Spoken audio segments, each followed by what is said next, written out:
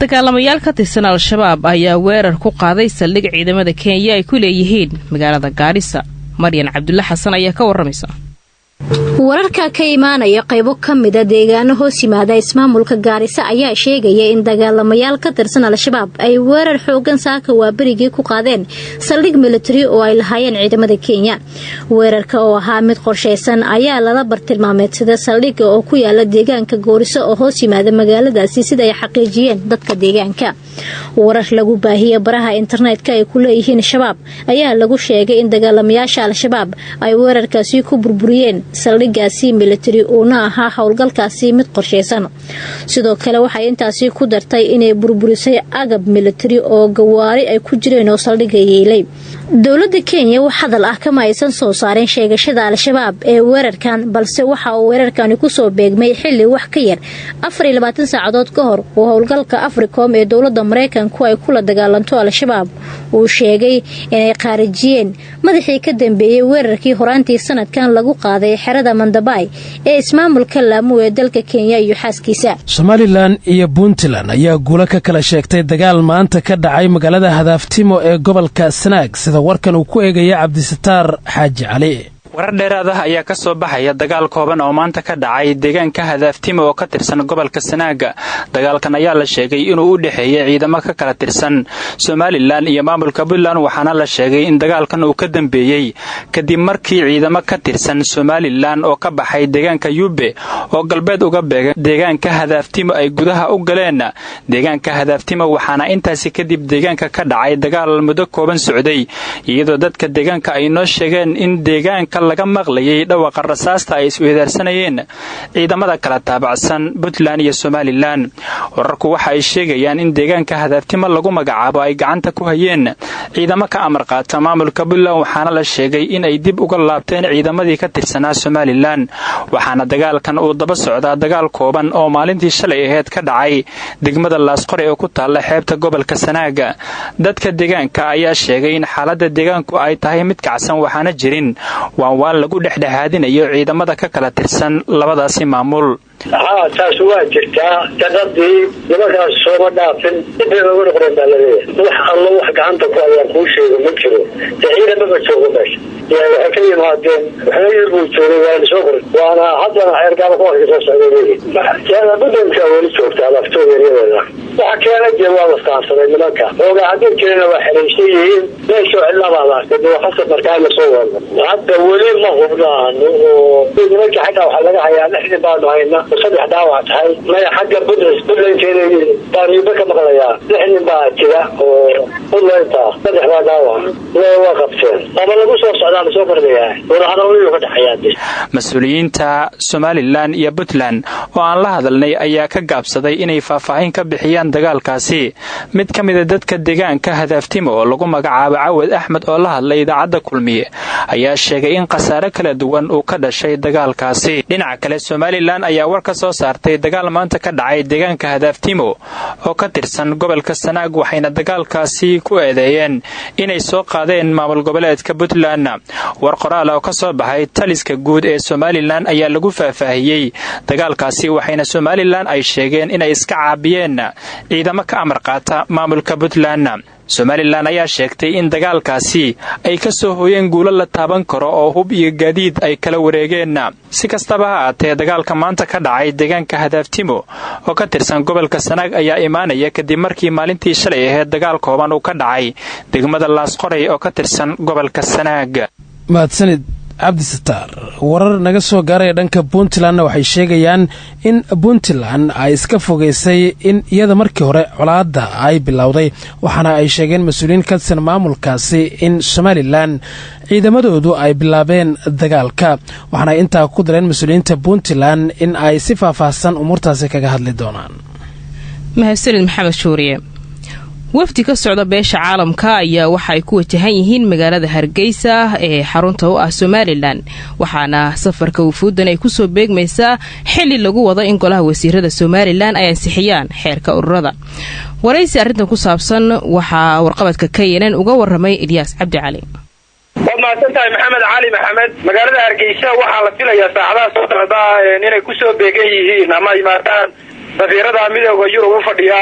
Soomaaliya sida dalalka Sweden, Norway, Denmark, Jarmalka kuwaas oo dhaqaalaha doorashooyinka Soomaaliland ka taageera. horena waxa uu joogay safiirka dawladda Britain ama UK u fadhiya magaalada Muqdisho kuwaas oo sharci uu la yeeshay safiirkaasi madaxweynaha Soomaaliland Muuse Biixi Cabdi kulan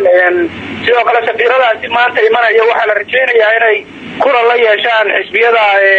siyaasadda Soomaaliland ee kulmiye wadani iyo ucud waxaana labada xisbi mucaarid ay kula kulmi doonaan xafiiska xisbiga mucaaridka ee ucud oo hadda labada mas'uuliyiin ee ururadaasi ama xisbiyadaasi kala matalaya ay ku sugan yihiin warbaahintan u sheegeen inay sugayaan kulanka safiiradaasi oo ay garoonka diyaaradaha magaalada Hargeysa saacadaha ay nagu soo beegeen ka soo degi doona waxay kala hadli doonaan safiiradaasi madaxweynaha Soomaaliland safiirka Ingiriiska Soomaaliya u fadhiya oo kala hadlay sidii loo daajin lahaa furista ururada oo madaxweynaha Soomaaliland khudbadiisii dastuuriga ahayd 13 ku sheegay talaatadiina dhaaftay inuu furi doono ururada dhammaan xisbiyada siyaasadda Soomaaliland joogana ay u tartami doonaan ama noqon doonaan ururo waxa sidoo kale la sheegayaa in dhinaca kala hadli doonaan xisbiyada mucaaridkaasi ururadaasi loo joojiyo in ay aqbalaan komishinka doorashooyinka ay diidanayeen muddada 2 sano kuwii hore haddana ay diidayeen kuwa cusub ee la magacaabay marka arrimaha ay wufuudaas u imanaysaa waxa weeye inay dhexdhexaadin ka galaan furista ururada siyaasadda uu sheegay madaxweynaha Soomaaliland inuu furayo iyo in xisbiyada ay aqbalsiiyaan ama gorgortan ka geliyaan in xisbiyada ay aqbalaan komishinkan hadda la dhaariyo dhawaan sanadkii hore bishii 12aad ay doorashada qabtaan golaha yaasha deegaanka guurtida iyo sidoo kale golaha wakiilada Soomaaliland. ciidamada ammaanka ayaa magaalada Dhuusamareeb ku qabtay 2 nin oo la sheegay in ay garsoor u doonan rabeen al-shabaab iyadoona qorshahoodu uu ahaa inay aadaan degmada Ceelbuur ee gobolka Galgaduud ragga la xidhay ayaa waxaa lagu kala magacaabaa Cumar Jawle Dijaan iyo Axmed Cumarey waxaana arintan ay ka dambaysaa kadib markii Cumar Jawle uu ka dacwooday Axmed Cumarey iyagoona la sheegay inay isku haystaan dhul ku yaala magaalada Dhuusamareeb ma jiraan wali wax war ah oo ka soo baxay saraakiisha ciidanka ee ku sugan magaalada Dhuusamareeb dadka ku nool magaalada Dhuusamareeb ayaa haatan muddo 10 sano kadib bilaabay inay garsoor u doontaan al-shabaab kadib markii ammaanka magaalada Dhuusamareeb ay la wareegeen ciidamo ka tirsan dawladda federaalka ee Soomaaliya. xildhibaano ka tirsan baarlamaanka UK ayaa sheegay inay diyaarinayaan mooshin ka dhana xeerka saxaafadda Soomaaliya oo haatan sugaya saxiixa madaxweynaha Maslax Abuukar Xaaji ayaa faafahinaya. xubno ka tirsan baarlamaanka Ingiriiska ayaa bilaabay mooshin baarlamaaneed ay uga dareen celinayaan sharciga saxaafadda Soomaaliya ee iminka hor yaala madaxweynaha Soomaaliya Mudane Maxamed Cabdullaahi Farmaajo si uu u saxiixo una dhaqan galo. sharciga ayaa qodobo badan oo ku jira waxaa dareen gaar ah ka qaba saxafiyiinta Soomaaliyeed halka ururada saxaafadda dalka ay ka midaysan yihiin inuusan madaxweynaha qalinka ku duugin maadaama uu dhaawacayo madax bannaanida warbaahinta. koox xildhibaano ah oo uu hogaaminayo Rad Honleys oo ka tirsan xildhibaanada golaha shacabka Ingiriiska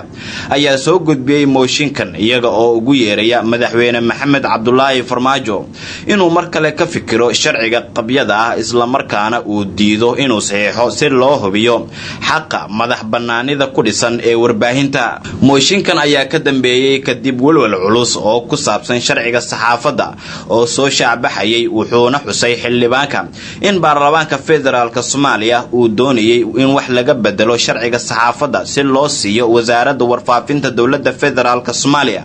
awood ballaaran oo ay ku farageliso howlaha saxafiyiinta iyo xarumaha warbaahinta madaxa bannaan iyo saameynta ay ku leedahay soo gudbinta danaha shacabka laakiin xubno yar oo ka tirsan baarlamaanka ay arintaasi ka soo horjeesteen halka inta badan baarlamaanka ay qalinka ku duugeen. sidoo kale mooshinkan ay gudbiyeen xildhibaanada ka tirsan baarlamaanka Ingiriiska ayaa waxaa lagu sheegay in sharciga uu leeyahay xayiraad ballaaran oo ku saabsan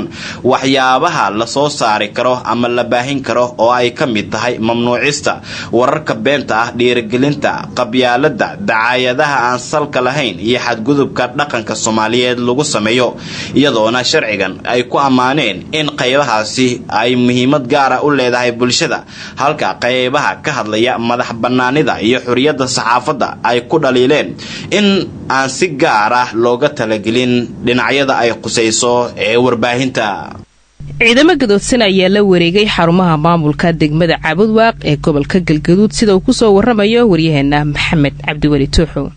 ciidamo gadoodsan ayaa maanta la wareegay xarumaha hay'adaha fulinta ee degmada Caabudwaaq ee ka tirsan gobolka Galgaduud ee bartamaha Soomaaliya. ciidamadan oo ka tirsan ciidamada booliiska ee degmada Caabudwaaq ka howlgala ayaa maanta gabi ahaanba la wareegay taliska booliiska ee degmada Caabudwaaq iyo sidoo kale xarunta maxkamadda ee ku taala degmadaasi Caabudwaaq ee gobolka Galgaduud ka tirsan. ciidamadan oo tiradoodu gaarayaan 70 askari ayaa ka gadoodsan mushaar la'aan bilihii u dambeeyay haystay iyadoona qaar ka mid ah oo aan xiriir kala duwan la sameeyay waxay noo sheegeen in muddo 2 bilood ah aysan wax mushaar helin ma jirto wali wax waan ah oo arintan xal loogu raadinayo maadaama ay taagan tahay guud ahaan shaqadii bulshada loo hayay ciidamada booliiska ay ka hayeen degmada Caabudwaaq ee ka tirsan gobolka Galgaduud ee bartamaha Soomaaliya. hayeeshee saraakiisha ciidamada dawladda ee ku sugan deegaanada Galmudug ayaa muddooyinkii ugu dambeeyay waxay wadeen dadaalo kala duwan oo ay mushaaraad ugu raadinayaan ciidamada gadoodsan ee ku sugan degmada Caabudwaaq ee ka tirsan gobolka. wararka ka imanaya magaalada Boosaaso ee xarunta gobolka Bari ayaa sheegaya in maanta inta badan ganacsiga magaalada Boosaaso uu xiran yahay. qaar ka mid ah ganacsatada oo la hadlay warbaahinta ayaa sheegay in uljeedka ay u xireen ganacsigooda ay tahay kadib markii lagu soo rogay canshuur dheeraad ah. shacabka magaalada ayaa maanta ka warhelay xirnaanshiyaha ganacsiga Boosaaso oo ah magaalada ganacsiga ee maamul goboleedka Puntland. cabashada ganacsatada Boosaaso ayaa ku soo aadaysa iyadoo magaalada uu ku sugan yahay madaxweynaha Puntland Saciid Cabdullaahi Dani. sidan oo kale toddobaadkii hore ganacsiga waqooyiga magaalada Gaalkacyo ayaa maalmo u xirnaa cabasho la xiriirta canshuur.